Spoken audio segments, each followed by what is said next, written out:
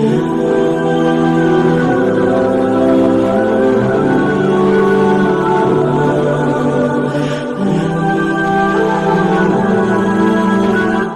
آپ کو ایمان اور یقین حاصل ہو تو پھر دعا کریں اللہ اس پر استقامت عطا فرمائے، پھر اس پہ ڈٹ جائے۔ نبی پاک صلی اللہ علیہ وسلم نے فرمایا میں اس بات کا خوف نہیں کرتا کہ میری امت کمزور ہو جائے گی، اس بات کا ڈر نہیں کہ پیسے ختم ہو جائیں گے، نہ یہ خوف ہے کہ بھوکی مرے گی۔ حضور کس بات کا خوف ہے؟ تو نبی پاک نے فرمایا خوف یہ ہے کہ ان کا یقین کمزور ہو جائے گا۔ یاد رکھیں اگر اعتبار نہ ہو تو گھر نہیں چلتا، تو اگر اللہ رسول پر یقین کامل نہ ہو تو پھر بندہ مسجد نہیں آ سکتا، پھر اس کا دین نہیں چلتا، پھر اس کے لیے مشکل ہے نماز، پھر اس کے لیے مشکل ہے راہ خدا میں خرچ کرنا۔ میرے نبی پاک نے فرمایا یوں نہ کہا کر کہ یا اللہ چاہے تو دے چاہے تو نہ دے، جب مالک سے مانگ تو کہا کر یا اللہ تجھی سے مانگنا ہے، میں لے کے اٹھوں گا، تو مجھے دے گا۔ فرمایا جتنا تیرا یقین کامل ہوگا اتنا ہی اللہ تجھے جھولی بھر کے عطا فرمائے گا۔ کمزور سا مسلمان، لڑکھڑاتا سا مسلمان دیکھتا ہوں کرتا ہوں، اور یہ بھی نہ دیکھا کریں بھائی ایمان یقین کو استقامت کے درجے پہ لیں، یہ نہ دیکھا کریں کہ وہ کیسے دے گا، وہ کسی وسیلے کا محتاج نہیں ہے، وسیلے کو پسند کرتا ہے، پر وسیلے کا محتاج وہ بغیر وسیلے کے بھی دے دیتا ہے۔ ہر آدمی ماں باپ کے ذریعے پیدا ہوتا ہے، اگر پیدا کرنا چاہے تو جناب عیسیٰ کو بغیر باپ کے پیدا کر دیتا ہے، اگر پیدا کرنا چاہے تو حضرت آدم کو بغیر ماں اور باپ کے پیدا کر دیتا ہے۔ جب یقین رکھے، یقین قرآن مجید پڑھیے، حضرت موسیٰ علیہ السلام فرعون کے دربار میں کھڑے ہیں، چاروں جانب دشمن ہی دشمن ہے، جادوگر آ گئے، انہوں نے سانپ چھوڑے، حضرت موسیٰ کے ہاتھ میں ڈنڈا تھا، حضرت موسیٰ کہتے ہیں یا اللہ کیا کروں؟ تو اللہ تعالیٰ نے فرمایا اپنا عصا پھینک دو۔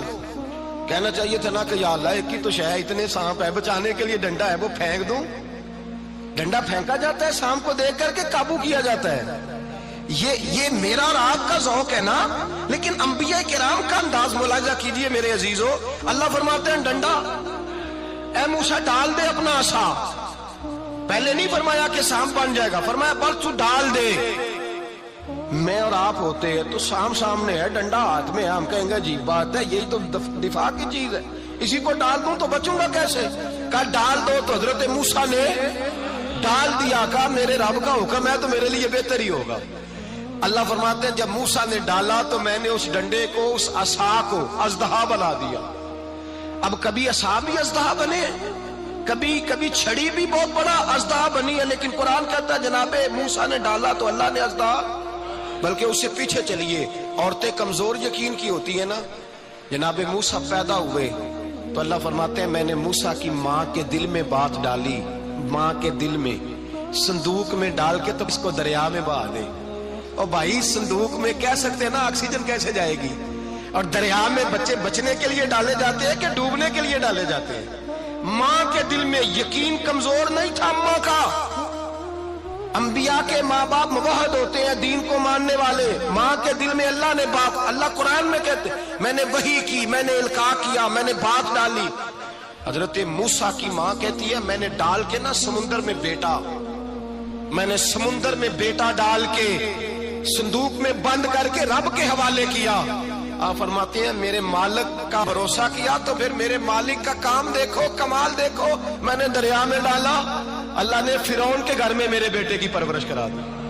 یہ یقین کہ حضرت موسیٰ کے پاس قوم آئی، قرآن پڑھیے، کہا جناب پانی چاہیے، وَإِذِ اسْتَسْقَىٰ مُوسَىٰ لِقَوْمِهِ، موسیٰ نے اپنی قوم کے لیے پانی مانگا، ہم نے کہا فَانْفَجَرَتْ مِنْهُ اثْنَتَا عَشَرَةَ عَيْنًا، اپنا ڈنڈا پتھر پہ مارو۔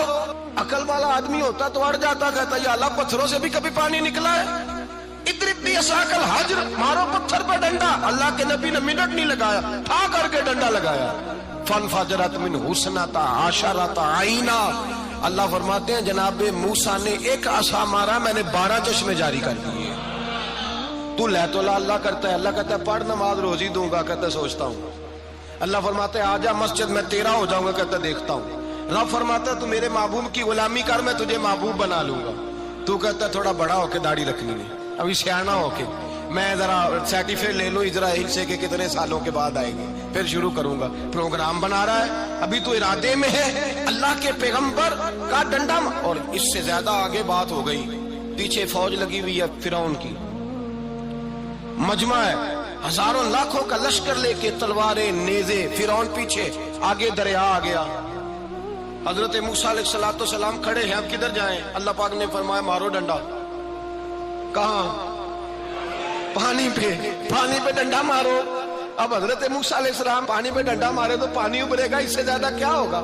پہلے پتھر پہ ڈنڈا مروایا تو پانی نکلا، اب پانی پہ ڈنڈا مروایا، فَإِذْ فَرَقْنَا بِكُمُ الْبَحْرَ فَأَنْجَيْنَاكُمْ وَأَغْرَقْنَا آلَ فِرْعَوْنَ۔ اللہ فرماتے ہیں موسیٰ نے پانی پہ ڈنڈا مارا تو میں نے پانی میں رستے بنا دیے۔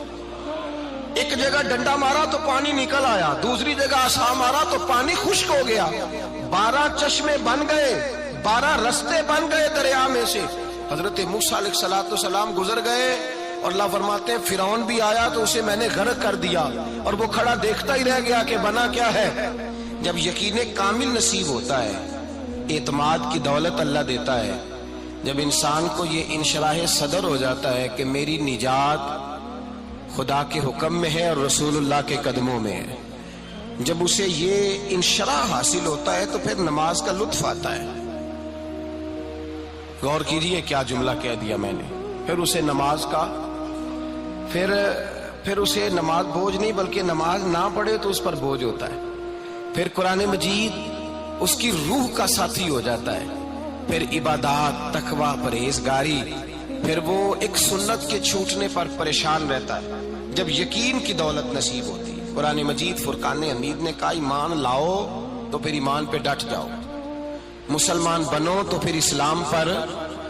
پھر یہ جو کمزوری ہے نا، یہ دیکھتے ہیں، کرتے ہیں، چلتے ہیں، ابھی کل ابھی پرسوں بہانے ہیلے، ابھی میں نماز شروع کرتا ہوں، دیکھتا ہوں لا الہ الا اللہ محمد الرسول اللہ صلی اللہ علیہ۔ جب کسی نے کلمہ پڑھا تو اس پر پورا دین ضروری ہے، پورا۔ اب وہ یہ نہیں کہہ سکتا کہ تھوڑا تھوڑا کر کے آؤں گا۔ یقین کی دولت نعمت ہے۔ اللہ پاک قرآن مجید میں فرماتے ہیں ان الذین قالوا ربنا اللہ ثم استقاموا، جنہوں نے کہا کہ اللہ ہمارا رب ہے اور پھر وہ اس پر ڈٹ گئے، پھر اس پر وہ کہا تو ڈٹ گئے، کھڑے ہو گئے، نہیں اللہ ہی رب ہے، اللہ ہی دینے والا، اللہ ہی مالک، اللہ ہی ہمارا رازق ہے، رب ہی ہمارا سب کچھ۔ جب ڈٹ گئے تو فرمایا تتنزل علیہم الملائکہ، پھر میں ان کی مدد کے لیے آسمان سے فرشتوں کا نزول فرمایا کرتا ہوں۔ فرشتے کیا کہتے ہیں؟ اللہ تخافوا ولا تحزنوا، غم نہ کرنا، خوف نہ کھانا، وابشروا بالجنۃ التي كنتم توعدون، ہم تو تمہیں اللہ تبارک و تعالیٰ کی اس جنت کی خوشخبری دینے آئے ہیں جس کا رب نے تمہارے ساتھ وعدہ کیا ہوا ہے۔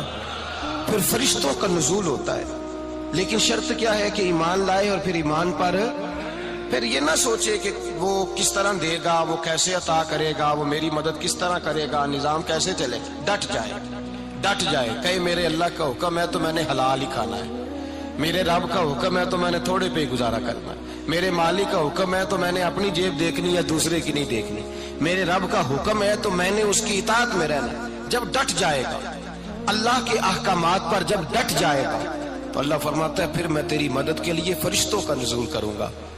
نبی پاک صلی اللہ علیہ وسلم نے فرمایا 2 دولتیں اگر کسی کو اللہ دے دے تو سمجھے اللہ نے اسے دنیا کی سب سے زیادہ دولت عطا فرما دی۔ یا رسول اللہ وہ کون کون سی چیزیں ہیں؟ فرمایا ایک جس شخص کو اللہ نے معاف کرنے کی دولت عطا کر دی، جو معاف کرنے لگ گیا، جس کی طبیعت میں درگزر آ گیا، جو معاف کرنے لگا، غلطیاں معاف کرنے لگا، جس کو ایک دولت یہ مل گئی۔ اور دوسرا میرے مصطفیٰ نے فرمایا جسے اللہ نے یقین کی دولت عطا فرما دی، جس کو یہ 2 دولتیں مل جائیں، ایک درگزر کرنا، دوسرا رب رسول پہ یقین کامل رکھنا، اسے کائنات کی ہر شے مل گئی۔ میرے نبی پاک نے فرمایا جب بھی دعا مانگو خدا سے یہ 2 نعمتیں مانگا کرو، عرض کیا کرو اے اللہ درگزر کی دولت عطا فرما، اے اللہ تو ہمیں یقین کی دولت عطا فرما، ایمان کی قوت اور پختگی نصیب فرما۔ میرے بھائی حضور نے فرمایا مانگ کے لو۔ کمزور ایمان والا شخص کسی کام کا نہیں ہوتا۔ جس آدمی کے ذہن میں شک کا بیج ایک دفعہ جنم لیتا ہے وہ آدمی تو غلام سے بدتر ہے۔ بے کیف سجدہ، روٹھی روٹھی سی عبادت، اس کی زندگی کیفیات سے خالی ہے۔ جس شخص کو پتہ چل جائے نا لوگ میرے مخالف ہیں، اس کا تو سجن رہتا ہی کوئی نہیں۔ اصل بات یہ ہوتی ہے کہ یہاں سوچ بیٹھا ہے کہ دنیا میرے خلاف ہے، یہاں مخالفت یہاں بیٹھ گئی ہے، دو بندے باتیں کر رہے ہیں تو پریشان ہے، میرے خلاف ہی لگے ہوئے ہیں، میری ہی بات ہو رہی ہے، کیونکہ اصل تکلیف کہاں ہے؟ اور اگر یہاں یقین کامل ہو گیا نا کہ سارے مجھ سے پیار ہی کرتے ہیں، تو پھر دو بندوں کو بات کرتا دیکھیں گے تو یہی سوچے گا میری تعریفیں کر رہے ہیں۔